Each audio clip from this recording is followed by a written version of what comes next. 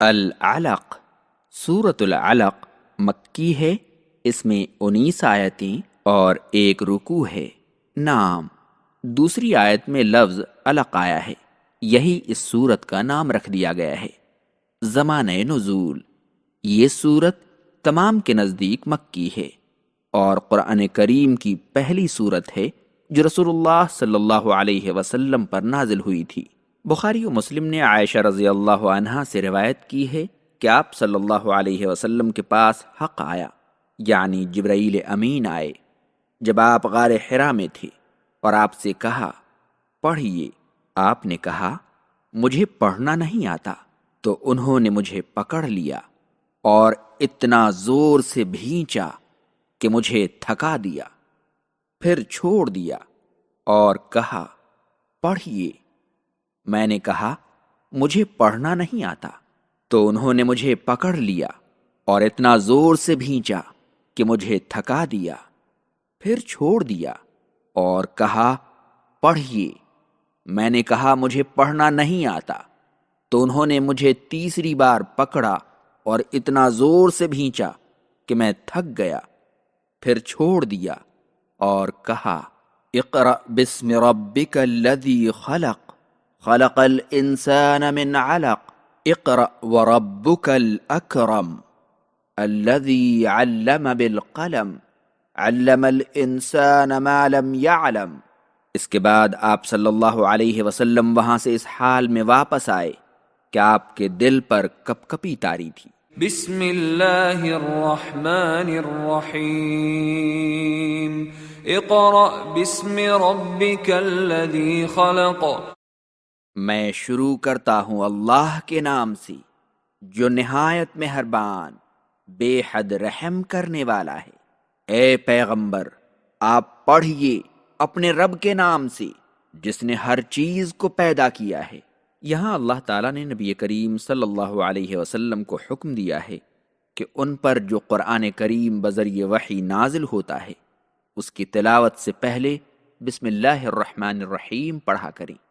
نیز انسان کو خبر دی ہے کہ تمام مخلوقات کا خالق وہی تنہا ہے، اور اس نے انسان کو لوتھڑے یعنی ایک غلیظ منجمد خون سے پیدا کیا ہے جو 40 دن تک رحم مادر میں نطفے کی شکل میں رہتا ہے، پھر منجمد خون کا ایک لوتھڑا بن کر رحم مادر سے چپک جاتا ہے، پھر 40 دن کے بعد گوشت کا ایک ٹکڑا بن جاتا ہے، پھر یا تو امر الہی کے مطابق اس کی تخلیق مکمل ہو جاتی ہے یا رحم سے گوشت کے ایک ٹکڑے کی شکل میں باہر نکل جاتا ہے۔ خلق الانسان من علق۔ اس نے آدمی کو غلیظ منجمد خون سے پیدا کیا ہے۔ اقرأ وربک الاکرم الذی علم بالقلم علم الانسان ما لم يعلم۔ پڑھیے، آپ کا رب بے پایا کرم والا ہے جس نے قلم کے ذریعے علم دیا، اس نے آدمی کو وہ کچھ سکھایا جو وہ نہیں جانتا تھا۔ چونکہ نبی کریم صلی اللہ علیہ وسلم جبرائیل علیہ السلام کو اچانک اپنے سامنے پا کر گھبرا گئے تھے، اسی لیے بطور تاکید آپ سے کہا گیا کہ آپ پڑھیے، اور چونکہ نبی کریم صلی اللہ علیہ وسلم نے پڑھنے سے معذرت کی تھی اور کہا تھا کہ مجھے پڑھنا نہیں آتا، اس لیے آپ سے کہا گیا کہ آپ کا وہ رب آپ کو پڑھنے کا حکم دے رہا ہے جو بے پایا کرم و احسان والا ہے، جس کے جود و عطا کی کوئی انتہا نہیں، جس نے پڑھنا لکھنا سکھا کر انسان پر احسان عظیم کیا ہے، اور جس نے قلم کے ذریعے اسے وہ سب سکھایا جو وہ پہلے سے نہیں جانتا تھا۔ کلا ان الانسان لیطغی۔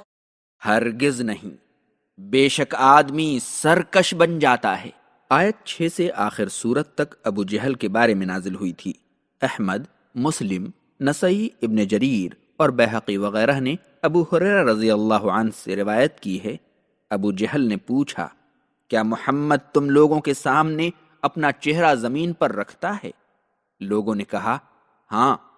اس نے کہا لات و عزا کی قسم، اگر میں نے اسے اس طرح نماز پڑھتے ہوئے دیکھ لیا تو اس کی گردن کو پاؤں سے کچل دوں گا اور اس کا چہرہ مٹی میں رگڑ دوں گا۔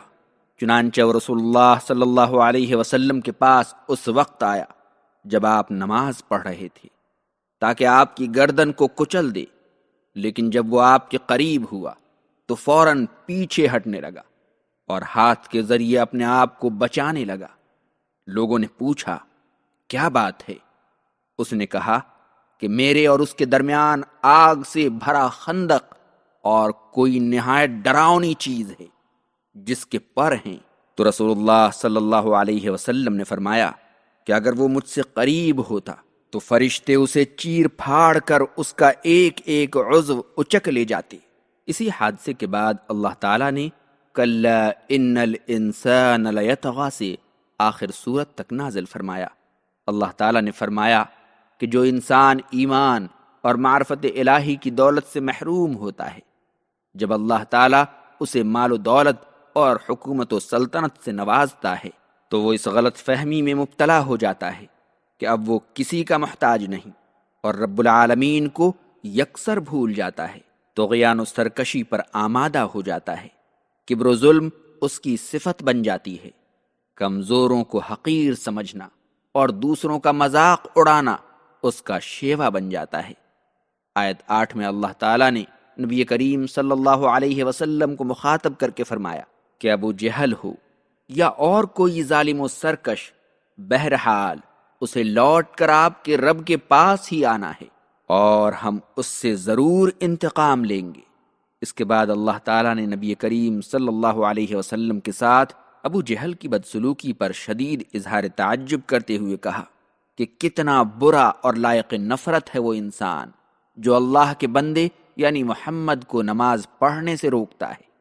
کیا اللہ کے لیے نماز پڑھنا کوئی جرم ہے؟ نماز پڑھنے سے اس مجرم کو کیا تکلیف پہنچتی ہے کہ وہ آپ کو روکتا ہے؟ وہ نبی جو راہ ہدایت پر قائم ہے اور دوسروں کو صلاح و تقوی کی دعوت دیتا ہے، اس کی مخالفت کرنا، اسے ایذا پہنچانا اور طرح طرح کی اسے دھمکی دینا اللہ کو ہرگز گوارا نہیں۔ وہ کافر و مجرم انسان جو میرے بندے اور رسول کو نماز پڑھنے سے روکتا ہے، ایمان و اسلام سے روگردانی کرتا ہے اور باس بعد الموت اور حساب و جزا کا انکار کرتا ہے، اس کا اس دن کیا حال ہوگا جب وہ میدان محشر میں اپنے رب کے سامنے کھڑا ہوگا؟ کیا اسے معلوم نہیں کہ اللہ تعالیٰ اس کے تمام کرتوتوں سے باخبر ہے اور آپ کو ڈرانے اور دھمکانے کے لیے وہ جو بھی حرکتیں کرتا ہے اس سے اچھی طرح واقف ہے۔ اور رآہ استغنى، جب دیکھتا ہے کہ وہ دولت مند ہو گیا ہے، ان الى ربك الرجعى، بے شک آپ کے رب کے پاس ہی سب کو لوٹ کر آنا ہے۔ أرأيت الذي ينهى عبدا إذا صلى، کیا آپ نے اس شخص کو دیکھا جو روکتا ہے ایک بندے کو جب وہ نماز پڑھتا ہے؟ أرأيت إن كان على الهدى أو أمر بالتقوى، آپ کا کیا خیال ہے اگرچہ وہ بندہ سیدھی راہ پر ہے یا اگرچہ وہ اللہ سے ڈرنے کا حکم دیتا ہے؟ أرأيت إن كذب وتولى، آپ کا کیا خیال ہے اگرچہ وہ روکنے والا جھٹلاتا ہے اور دین اسلام سے منہ موڑتا ہے؟ ألم يعلم بأن الله يرى، کیا اسے معلوم نہیں کہ اللہ دیکھ رہا ہے؟ كلا لئن لم ينته لنسفعا بالناصية، ہرگز نہیں، اگر وہ باز نہ آیا تو ہم اسے اس کی پیشانی کے بال پکڑ کر گھسیٹیں گے۔ اللہ تعالیٰ نے فرمایا کہ اگر ابو جہل ہمارے رسول کی ایذا رسانی سے باز نہیں آیا اور انہیں مسجد حرام اور مقام ابراہیم کے پیچھے نماز پڑھنے سے روکنے کی دوبارہ کوشش کی تو ہم اسے اس کی جھوٹی اور گناہوں میں ملوث پیشانی سے پکڑ لیں گے اور گھسیٹتے ہوئے جہنم میں پہنچا دیں گے۔ اس وقت اگر وہ اپنی مجلس اور قوم کے ان لوگوں کو بلانا چاہے تو بلا لے جن کے بلبوتے پر وہ آپ کو نماز سے روکنا چاہتا ہے، ہم بھی جہنم کے داروغوں کو بلا لیں گے۔ ترمذی وغیرہ نے ابو ہریرہ رضی اللہ عنہ سے روایت کی ہے کہ نبی کریم صلی اللہ علیہ وسلم نماز پڑھ رہے تھے۔ ابو جہل آیا اور کہنے لگا، کیا میں نے تمہیں نماز پڑھنے سے روکا نہیں تھا؟ تم خوب جانتے ہو کہ مجھ سے زیادہ دوست اور مددگار کسی کے پاس نہیں ہیں۔ تو اللہ تعالیٰ نے فَلْيَدْعُ نَادِيَهُ سَنَدْعُ الزَّبَانِيَةَ نازل فرمائی، وہ مجرم اپنی حرکتوں سے باز آ جائے اور یقین کر لے کہ آئندہ وہ ہمارے رسول کو ایذا نہیں پہنچا سکے گا۔ مفسرین لکھتے ہیں کہ ابو جہل نے اس کے بعد آپ کے ساتھ بدزبانی یا ہاتھ سے ایذا پہنچانے کی جرت نہیں کی۔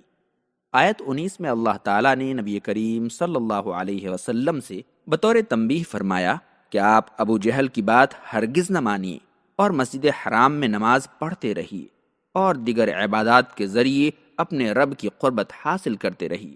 صحیح مسلم میں ابو ہریرہ رضی اللہ عنہ سے مروی ہے، رسول اللہ صلی اللہ علیہ وسلم نے فرمایا، بندہ اپنے رب سے سب سے زیادہ قریب حالت سجدہ میں ہوتا ہے، اس لیے تم لوگ سجدے میں کثرت سے دعا کرو۔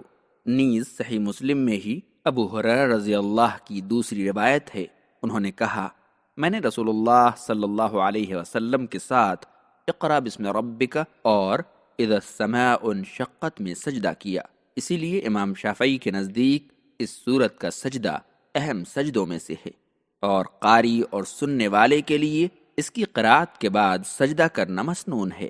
ناصیۃ کاذبۃ خاطئہ، ایسی پیشانی جو جھوٹی اور خطا کار ہے، فلیدع نادیہ، پس وہ بلا لے اپنی مجلس کے لوگوں کو، سندع الزبانیہ، ہم بھی جہنم کے داروغوں کو بلا لیں گے۔ کلا لا تطعہ واسجد واقترب، ہرگز نہیں، آپ اس کی بات نہیں مانیے اور اپنے رب کے سامنے سجدہ کیجیے اور اس کا قرب حاصل کیجیے۔